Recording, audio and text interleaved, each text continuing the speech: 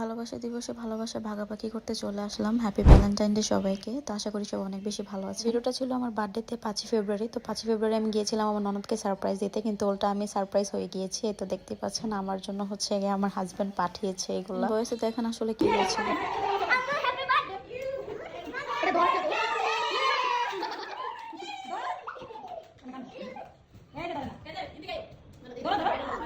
আসলে আমি এত পরিমাণ নার্ভাস হয়ে গিয়েছি, খুশি হয়ে গেছি, আসলে কি করবো বুঝতে পারছিলাম। আর ভিডিওটা অনেক বেশি লং হয়ে যাবে, সেজন্য হচ্ছে এভাবে করা।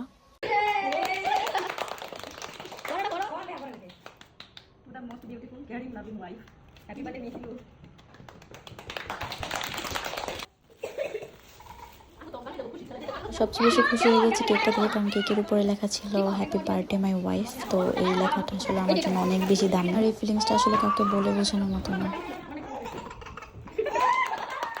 আর এদিকে আমার অবস্থাটা দেখেন, আমি সত্যি ইমোশন হয়ে গেছি। আমি কি করবো আসলে কিছুই বুঝতে পারছিলাম না। সত্যি বলতে এই দিনটার কথা আমি কখনোই বলতে পারবো না আমার লাইফের বেস্ট একটা দিন ছিল।